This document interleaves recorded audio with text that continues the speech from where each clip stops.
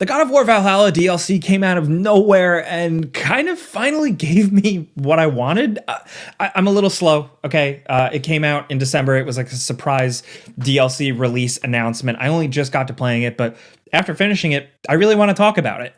It made a splash, right? A lot of people were like, this is the best DLC ever. How could they give this thing away for free? I don't think it's like that crazy. It's very small, or at least what I came to it for, the story component, is very slight, but it had big ramifications, and I want to talk about all of it. So I'm going to go into spoilers with the story, but first, gameplay-wise, I think it's good. Essentially what it is like a new thing you access, and it's kind of like a little bit of a God of War roguelike mode with some story thrown in. In the story here, it's like Kratos and Mimir got an invitation to essentially go to Valhalla, and then it's a lot of figuring shit out from there. But the core meat of it is gameplay. You're on this loop, you're trying to survive. And what I liked about it the most is that it got me, number one, back into God of War combat, but also just using different runes and different attacks and different weapons that I tend to normally not really rely on. I use the Draupnir spear a lot more this time around just because, like, knowing I had so many different runs and options to blast through, I could. So I really messed around with a lot more, and I found that fun and actually pretty rewarding.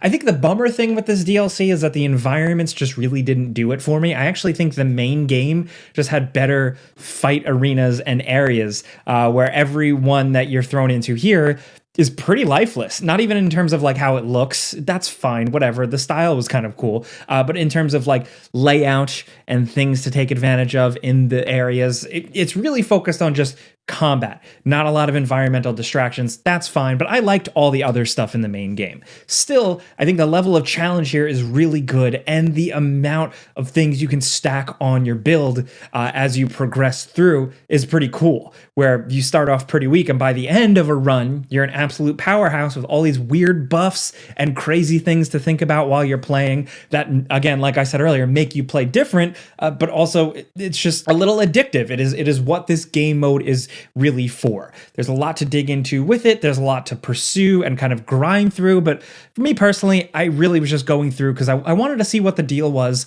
with the story.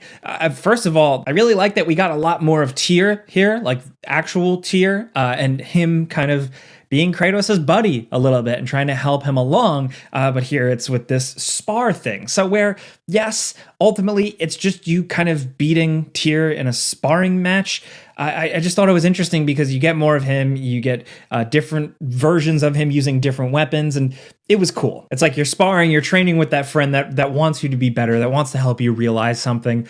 It's interesting. I think the DLC, like, I'm not a Norse mythology guy that much, but I think Valhalla here, or the idea of Valhalla, is very simple. I don't know if that's like, I don't know if that's enough for people. Do people picture Valhalla as this big crazy thing? Here, it's kind of like Valhalla becomes what it needs to be for whoever's entering it. And so for Kratos, it was a pretty simple, little, repetitive, but fun journey of self-discovery. And while, yes, I don't think this is like the DLC to end all DLC, like I do think the fact that this was like a free offering and it did do a couple of interesting things here, I do think it's worthy of a playthrough. It's only a couple of hours, 6 hours, 5 hours. It depends on how good you are at the game. I'm bad at it. I was also rusty because I haven't played the game since launch. So it took me a while, hence me finally making this video. But story-wise, I think it kind of gave me a lot of what I wanted, right? Because like God of War 2018 and God of War Valhalla, right?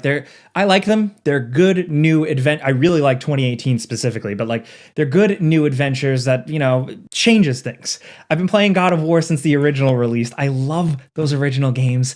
I think I still might even love them more, but the new games took Kratos, you know, presented him as this older character and did some interesting things with it, but it never really went full in on his past. I mean, they do it in tasteful ways. They do it in restrained ways. And that is an artistic approach, a storytelling approach that I respect. And I really liked how it went down in the main game. But in the back of my mind, like my lizard brain, I just really wanted to like see this shit addressed head on. And the DLC kind of does that. It doesn't do a lot, But what it does do, I found really effective. And not just in terms of like, oh, nostalgia, cool, we get to see old God of War stuff again, but just like what it actually tries to say with it. There is a lot of fun stuff though, before I get into that, like having Helios show up, awesome. As soon as I saw, I was like, that's Helios, hell yeah.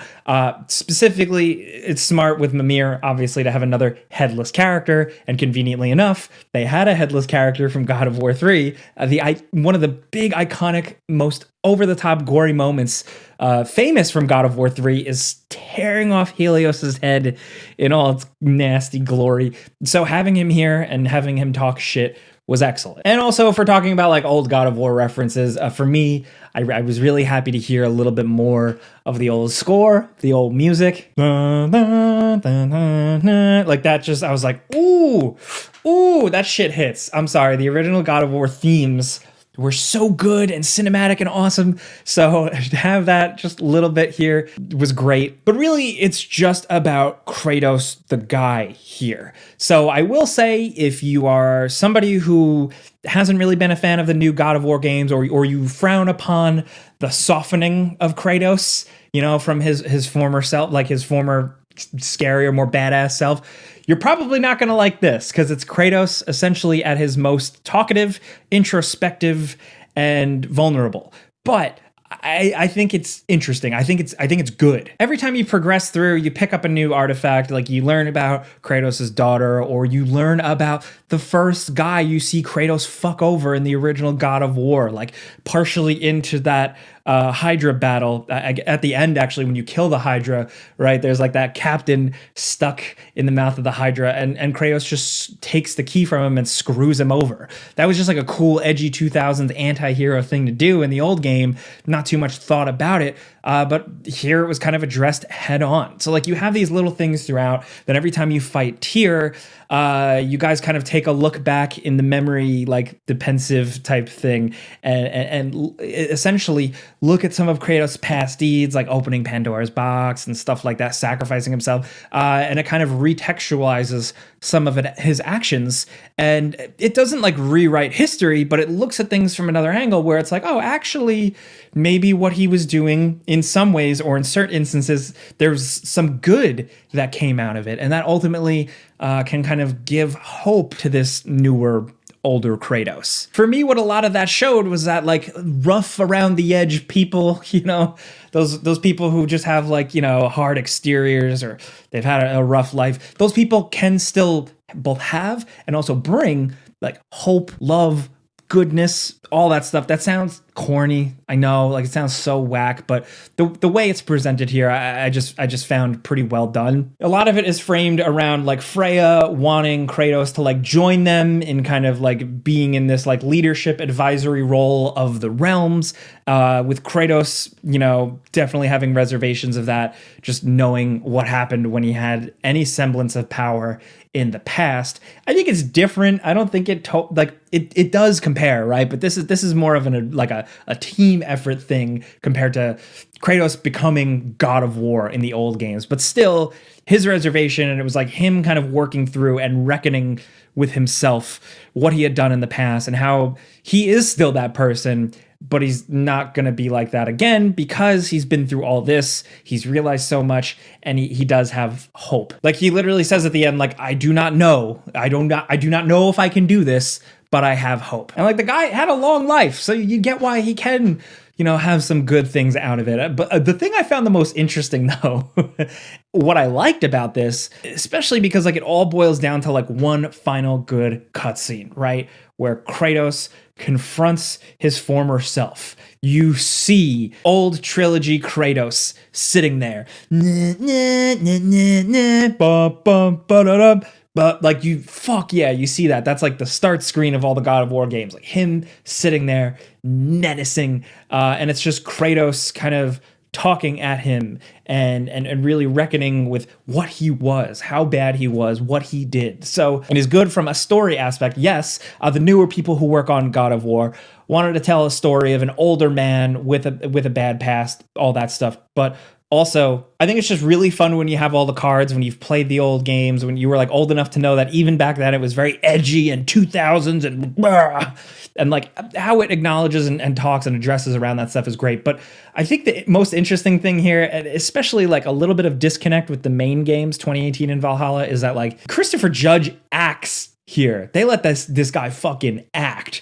Like his last cutscene is just like him monologuing, and it is so good. And this Kratos is so layered and emotional, more than I found him in the main game. Like I felt like he was more worked up and introspective and had things to say and very thespian about himself, more than anything with like Atreus or anything else going on. That's like his second kid from his second family. He doesn't give as much of a shit. But him reckoning with his past and stuff was really powerful. Like, again, one cutscene, one just lingering cutscene of Christopher Judge or Kratos just acting. But it really, really worked, and it's going to stick with me. And one part of that whole, conversation with himself that really stuck with me was that like Kratos was kind of saying like, you suck, but you are more than that. You have always been more than what others saw. This is him, talking about himself, but also for me, like he is talking about the older games. I just look at it as like, yes, the people who work on the new games took the concepts of the old God of War and made something new and interesting and told a deep layered story with it. But also with him saying like, you've always been more than like what they saw. I looked at that as like a direct acknowledgement of the old games where like, yes, those old games were brutal and edgy and just like hack and slashy brawlers with fun platforming or really kind of clunky platforming and some puzzles. But they were just really, really good games. I know people will dismiss them now with the quality of the new games, but those games were really special and they were more than meets the eye. There was more to them. They had incredible production value, just cinematic music, so much great visual design and language, and also just really great references to Greek mythology. They covered a really, really broad spectrum, and just like some of the design of the game, the presentation of those characters, the characters they involved, I always thought the God of War games, the original games, were smarter than they let on, or smarter than people would really take them at surface value. So some of those lines in this kind of acknowledge that for me. Maybe I'm reading into it too much. I don't know, but that was just my take. And then I like how it all ends with like Kratos taking the seat, taking the throne, a metaphorical throne, so to speak. I don't even think in terms of like him deciding to join this leadership thing in Norse mythology, but really him just sitting and finally, really, truly being at peace with himself. It didn't come down to like Atreus or his new wife. I apologize, I'm forgetting her name. But really just him reconciling with himself. And then him pulling Mimir, like realizing that Mimir was there and pulling Mimir out of his ass. And Mimir literally just being like, did you find what you need? You're good. And Kratos just goes, And then he decides he's just going to sit there. So Kratos sitting there, finally relaxed. He closes his eyes at the chair. That for me was in this whole like new old Kratos thing, the first time where I really felt like, okay, this is this new Kratos really in his sunset years, and it works. So they finally did something like that for me. I wish this was like in the main game stuff, but again, still, it works here, and I'm really glad I played it, because sometimes I don't go back and play like little add-on DLCs for certain games. I don't have time. I'm always covering other games, talking about. I'm really glad I did with this one. With this DLC, with it being so short and so restrained, like there's so much more they could have done.